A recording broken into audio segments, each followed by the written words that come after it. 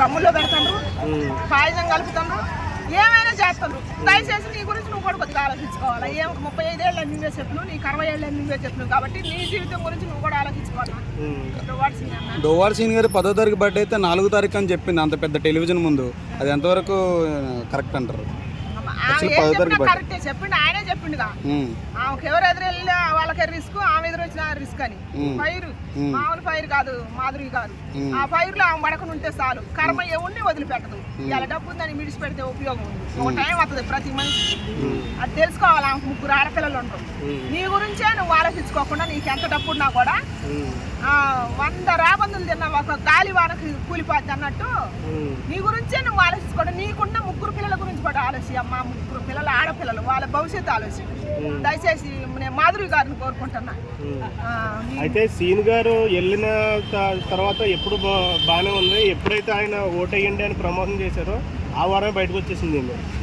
ఎలా చూడొచ్చు అంటారు దీన్ని? ఆమె కూడా బుద్ధి కాలేదు, చిరాకు దొబ్బింది ఆమె. అంటే ఆమె వచ్చేసింది, ఆమెకే చిరాకు వచ్చింది. ఆమె చెప్పింది నాకు కొండ బుద్ధి కాలేదు. అంటే అది నమ్మొచ్చు అంటారా? నమ్మచ్చు. మాస్క్ వేసుకోలేదు, నేను సేఫ్ గా ఆడలేదు అంటే మేము ఆడలేదు కానీ శివాజీ గారు. ఓడిపోయిన వాళ్ళందరూ ఇలాగే చెప్తారు కదా, బయటకి ఏంటైతే ఈయన వచ్చి నేను అబ్బాయి నేనే వచ్చేసానంటే నేను ఇప్పుడు వెళ్ళాలన్నా వెళ్తానన్నది కదా, సవాళ్ళు చేసింది. మరి పంపిస్తే తెలిసేది మనకి. ఆమె డేర్గా చెప్తున్నానంటే డేర్గా చెప్పింది. ఇప్పుడు వరకు ఇన్ని సీజన్లు నడిచినాయి, బిగ్ బాస్ గురించి ఇంత డేర్గా చెప్పిన వాళ్ళే లేరు. ఆమె డేర్గా చెప్పింది అనమాట. అయితే మరి నిజమేనా బిగ్ బాస్ లో డబ్బున్నోడికే ఎక్కువ, నోరున్నోడితే నడుతుందేమో, మరి నోరు లేనోడు నడవదేమో. నీలాంటి నాలాంటి పంపిరేమో, డబ్బు లేదు నోరు లేదు.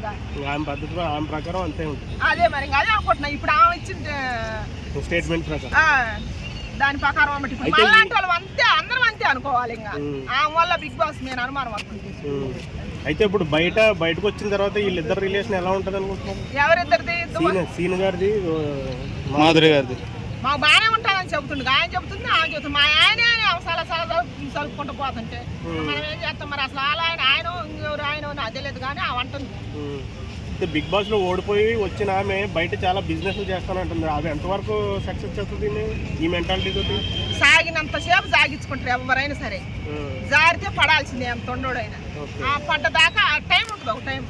ఒక టైం వచ్చినప్పుడు పడుద్దాం. వెలిగే దీపం ఆరిపోయే దీపానికి వెలిగేఎక్కువ అని ఇక టైం వచ్చేసింది అంటారా? ఆ టైం వచ్చినప్పుడు పడిపోద్ది. ఎవరు ఆపలేము.